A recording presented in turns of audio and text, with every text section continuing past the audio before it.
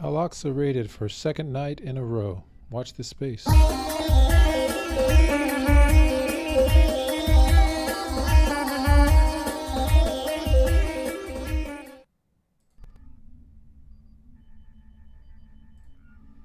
From the cradle, for second night in a row, Zionist troops raid Al-Aqsa. Heavily armed troops attacked Palestinian worshippers performing Ramadan prayers. Zionist police troops violently stormed Al-Aqsa mosque compound late on 5 April for the second night in a row, assaulting Palestinian worshippers with stun grenades and rubber bullets to evict them from the holy site. Zionist police attacked the worshippers as they were performing Taraweeh evening prayers, leading to clashes within the Al-Qibli prayer hall. Video footage shows the troops storming the holy site in large numbers before attacking the worshippers. According to Al Jazeera, a teenage boy was shot with live ammunition as the clashes erupted. The Palestinian Red Crescent Society said that 6 Palestinians were injured as a result. It's the right of the Palestinian Muslim worshippers to exercise their religious duties and prayers in this holy month of Ramadan, and in other times in this holy Aqsa Mosque. Riyad Mansour, Palestinians' ambassador to the UN, said, "Throughout the day on Wednesday, Zionist troops attacked worshippers and violently pushed them out of the compound to make room for Zionist settlers who were preparing to enter the holy site under police protection. The night before, Zionist troops arrested over 400 Palestinian worshippers after launching a brutal raid on the holy site. Police forces smashed through the doors and windows of the Al-Qibli prayer hall, launched tear gas and sound bombs, and violently assaulted worshippers with batons. At least a dozen Palestinians were injured in the Zionist attack on the holy site, which coincided with the 14th day of Ramadan and the first day of the Jewish Passover holiday. In response, the Palestinian resistance fired a barrage of rockets from the Gaza Strip toward nearby Zionist settlements. Zionist jets then proceeded to bombard Gaza as the resistance fired surface-to-air missiles toward the aircraft carrying out the strikes. The violent assault on worshippers drew widespread condemnation from a number of Arab countries, including Saudi Arabia, Jordan, and Egypt. The day after Zionists' second midnight incursion on 6 April, Zionist troops escorted scores of settlers into the mosque compound while continuing to carry out the customary Zionist policy of restricting Palestinians from entering the site. Around 300 Palestinians out of the 450 who were arrested during the raid on Tuesday night have been released but banned from entering Al-Aqsa Mosque for 1 week. On Thursday, an emergency session of the UN Security Council will be held to discuss the escalation. This will be the 4th emergency since Netanyahu's new government came to power. The continued Zionist violence against Palestinian worshippers comes despite the fact that Netanyahu said yesterday that the Zionists were working to calm tensions.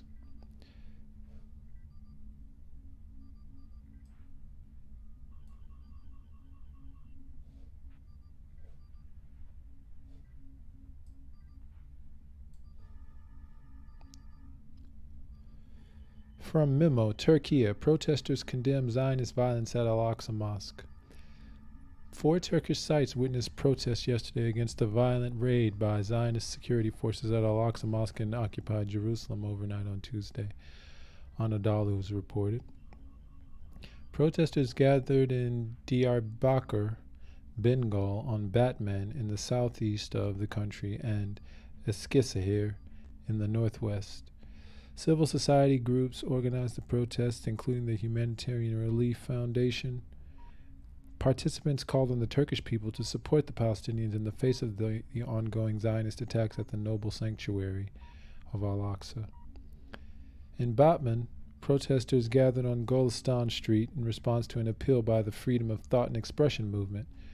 From the platform, Samus Unlu told them that Zionist forces attack Al-Aqsa Mosque every Ramadan. He called on Muslims worldwide to take immediate action and not remain silent in the face of these injustices. On Wednesday morning, Zionist police arrested hundreds of Palestinians inside Al-Qibli prayer hall in the noble sanctuary after brutally assaulting them in horrific scenes caught on camera. The video images have gone viral on social media. Tensions have been escalating in occupied East Jerusalem and its suburbs ever since the formation of the latest Zionist coalition government led by Benjamin Netanyahu late last year. The coalition's even been described in the Hebrew language media as the most extreme in Zionist history, the Zionist entity's history. From C.News, Zionist forces storm Al-Aqsa Mosque again and evacuate worshippers. News agency correspondents confirmed that large forces of the Zionist police stormed the Al-Aqsa Mosque grounds on Wednesday evening and emptied it of the worshippers. Local reporters revealed that the Zionist forces evacuated the worshipper from the Al-Aqsa Mosque before completing the Tarawih prayers after clashes.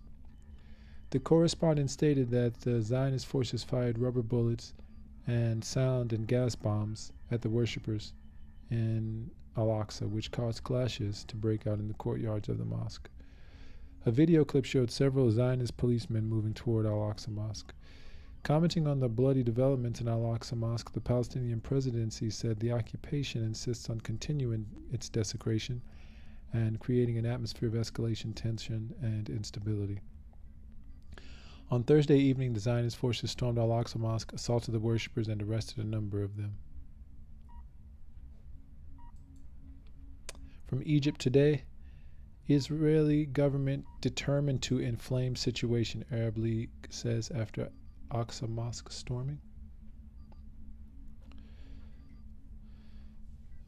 Assistant Secretary General of the Arab League Hossam Zaki stressed to CNN that the Zionist government is determined to inflame the situation after its forces stormed the Al-Aqsa Mosque and injured worshippers on Wednesday.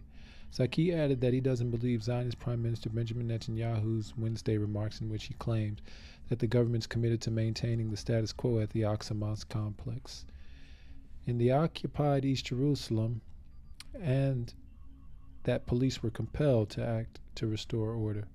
I think it's quite the opposite, Zaki stressed, adding, "We don't believe any of those words.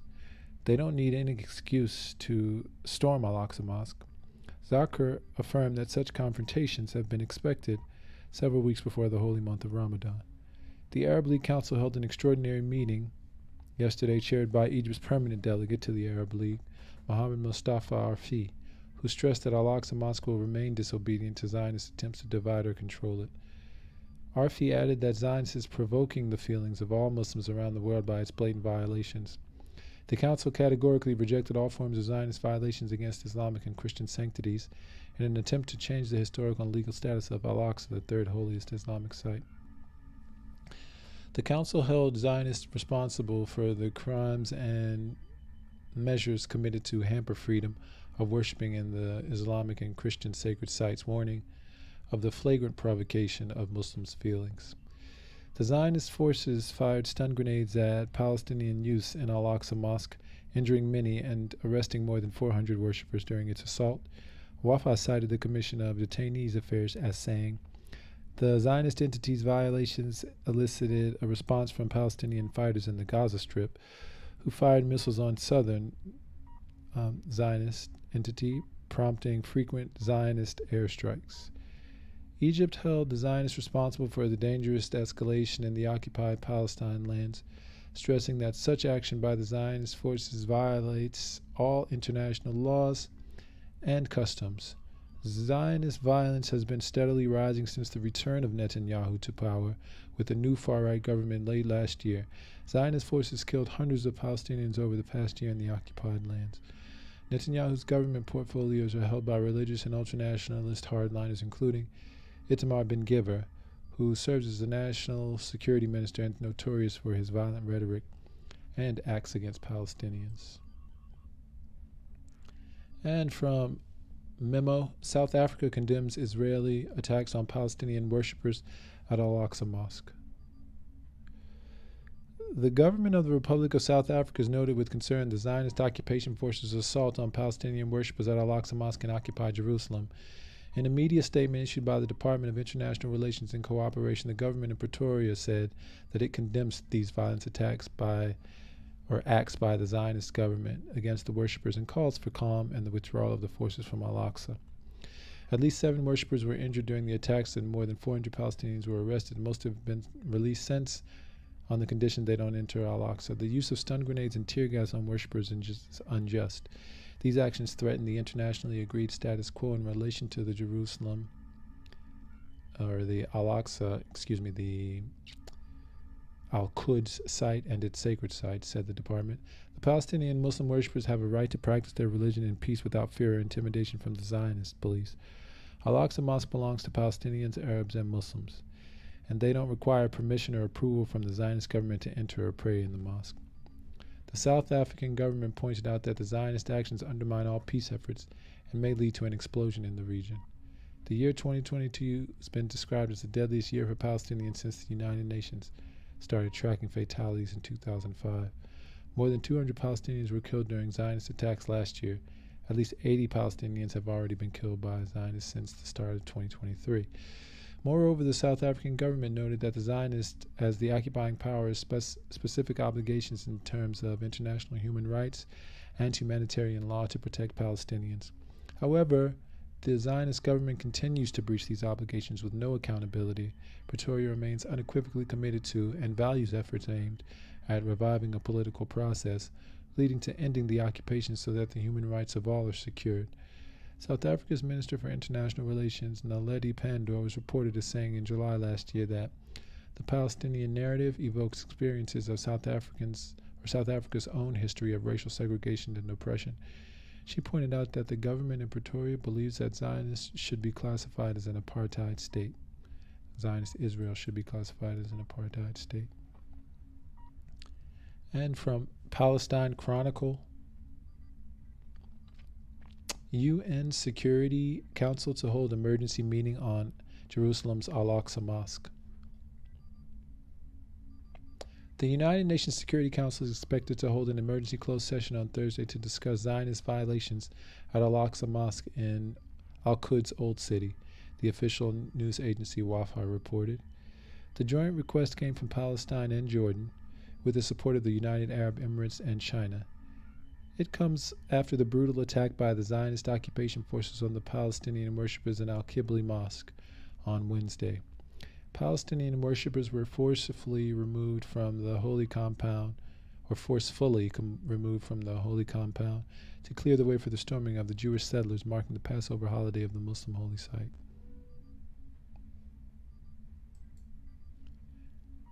And from Memo, Hamas, events at Al-Aqsa are existential battle.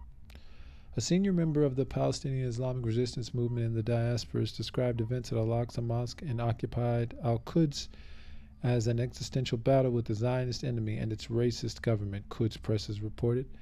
Abdel Jabbar Said added that it's also a battle of wills and sacred rights. Said stressed that this morning that the Zionist attacks on those in the regional or in the religious seclusion, the itikaf, in Al-Aqsa Mosque and its sanctity as a place of worship must be challenged with all the kinds of resistance. He called on the Palestinian people to intensify their presence in Al-Aqsa Mosque and to go into seclusion therein their hundreds of thousands to confront this fascist, racist attack. Hamas, he pointed out, insists that seclusion in the mosques is no longer optional, but it's a religious obligation in defense of Al-Aqsa Mosque and those within it. He urged everyone to mobilize and go to Jerusalem, or Al-Quds, and Al-Aqsa Mosque by all means possible to support them. The Zionist occupation attack on the sanctuary was an attack on the entire Arab and Islamic nation, Said said in an address to the people of the region, and it calls for taking to the streets, announcing support for the Palestinians, standing by those in seclusion, and Al-Aqsa Mosque, and putting pressure on the occupation to stop its racism, fascism, and aggression. He called on the Arab and Islamic world not to let Al-Aqsa down. And from politicstoday.org, let's be clear, Zionist minister Ben-Gvir incited violence at Al-Aqsa Mosque.